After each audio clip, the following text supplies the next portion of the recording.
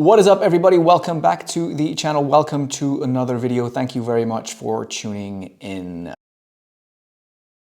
This year I will be turning 40, and besides that being a gentle reminder that time does in fact go relatively rapidly, it is also a chance for me to look back. I have been in sales for almost 20 years now, and I've made my fair share of mistakes and blunders. That's what 20 years doing a particular activity will allow you to do. So I thought in this video I'll take a quick look back and give you a list of 10 lessons that I've learned over the 20 years that I have been in sales, in hope that it might help some of you watching this particular video. Now, some of these mistakes happened as I was working for a variety of corporations and businesses in a particular sales role, and some of them also happened as I was building out my agency, an agency I started 8 years ago, an agency that helps startups and scale-ups improve the way they sell in an enterprise sales environment. We do this in a very hands-on way. We help our clients kind of punch through glass ceilings, and we kind of become part of the team. In doing so, in being on the front line, we have learned a thing or two and have made our mistakes as well. So some of those will be covered in the list today as well. The list that I'll be going through is in no particular order. There is no priority, so I'll just be going through them together with you. And at the end, I'll give you a bit of a bonus tip, one that I wish I knew back in those very early days. And let's dive right in with number one. Talk less, listen more. In the beginning of my sales career, I thought that the magic happened when I was opening my mouth and when I was doing the presenting and when all of the lovely words were coming out of my mouth. That is not the case.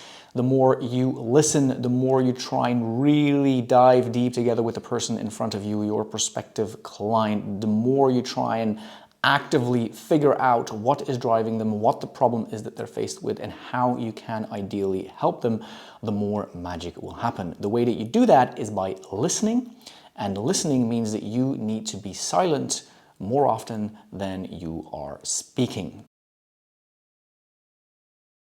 Never use a canned pitch. Every situation is slightly different. Every prospective client has a very specific situation that will have some similarities to your other clients, yes, but there will always be specific nuances. That means that when you get to present what you do, when you get to present how you think you might be able to help them, it needs to be done in a slightly, sometimes even significantly configured way. Never use a cookie cutter pitch. Always work off of a template, yes, but then modify it based off of the situation that you are currently in and based off of the situation that your prospective client is in. Collaborate early. This is particularly important if you're in solution selling, but also counts when you are selling to consumers. Work together with your prospective clients. Trying to figure out the best way to potentially help them, figure out their situation, kind of brainstorm ideas with them, kind of run suggestions by them, see how they respond to that, and kind of riff together with them and talk with them, really collaborate, work with them to figure out the best way to help them. Ideally, you position what you have to sell in the mix at that moment in time, but give them value. Just showcase to them that you are willing to just figure out what is working for them. And the way to do that is by becoming a collaborator, by becoming a colleague if you want, by becoming a trusted partner. Now this one you can't give away enough is tied to my previous point of collaborating early. You can't give away enough value. You might think that, okay, well, if I'm working together with them and I'm offering them suggestions, it's kind of free value. You can't give enough of that because eventually people are buying from a person.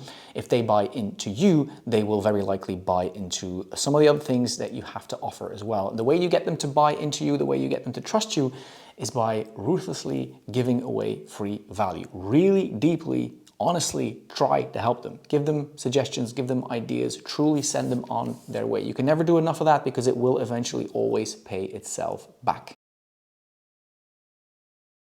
Don't chase disinterest. Now this is one I had to learn the hard way. If somebody isn't leaning into what you are doing and they're showing that to you and they're telling you, don't try and chase them. There's plenty of other prospective clients out there that will be leaning in. It is not worth the time and the energy. Let them go gently into the night and focus on the next one.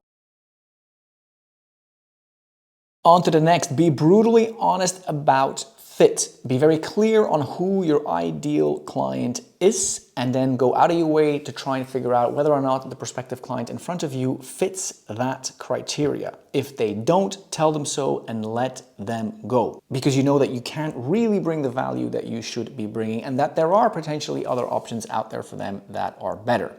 Be honest about that, because that will build trust in the long run. Rejection is data. A lost deal isn't failure, it is an opportunity to learn. So use those opportunities to the absolute best of your ability. So when you're realizing that you're going to lose a deal, grab that opportunity as a feedback loop. It's a feedback loop that is a potential goldmine of learnings and data. Get that feedback loop under your belt, study it, and learn from it. Next one, do not pitch too early. When you are figuring out what the particular situation of your prospective client is, and they are giving you a little bit of information that makes you think, okay, that is something that I can solve with what I have to offer, bite your lip. Do not jump at the occasion of telling your prospective clients how you can help them with that particular piece. It is not your time. They are explaining their particular situation. Let them explain. Kind of make a mental note of that particular piece that spiked your interest, and then circle back to it once it's your time to shine, once it is your time to deliver your pitch. Let them talk when it's their time to talk, and make sure that they talk more than that you are talking. Follow-up is where most of the deals are won. I used to think that with the first sales call, that is where all the magic needed to happen. That's where I needed to bring the magic and do everything that I could to bring it across the line. Yes, you obviously have to do quite a bit of the heavy lifting, but the sale is usually made on the second, third, fourth, and fifth even call. So get your follow-ups in order. And then number 10, confidence comes from preparation. Investigate the prospective client, know about their situation even before you're connecting with them, and already prepare specific avenues that you think you might need to talk about. Investigate and explore particular trends that are relevant, that might be relevant to your prospective client. That will build confidence going into a particular call. Another part of confidence is something that you just have to go through in terms of time. The more you deliver a particular pitch, the more you go through a particular sales interaction, the more confidence you will have, because you've gone through it multiple times. That's not something that you can just fabricate.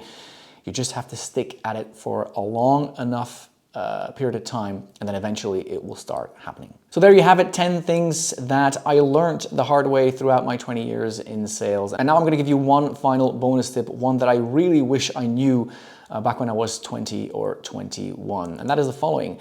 Please, my younger self, don't think that you know everything, because you don't. Be open to criticism and be open to other ways of doing things. Learn from people that have walked the path that you are hoping to walk, and don't be so stubborn, and don't be so massively overestimating your own skills at this moment in time, because you know very little. I wish I knew that, because then I would have stuck to what I think worked well at that moment in time, and I would have opened my mind to the pieces of information that were being presented to me. So if you find yourself at that moment in time in your career and you think you might have a little bit of that, take a step back and do your best to be very open and to try and pick up on bits and pieces of information from people that might be able to show you that they have done what you are trying to do. Alrighty, so there you have it. That is this video for this week. I hope you enjoyed it. I hope you'll find some value in one of the things that I shared with you today. If you did, a thumbs up will be massively appreciated, as it always is. Check out some of the other stuff on the channel as well if you like that. Consider subscribing, and then you will be informed whenever I release a new piece of content. For now, I want to thank you again for tuning in. Enjoy the rest of your day. Be productive. Keep learning, and I'll see you very soon. Bye-bye.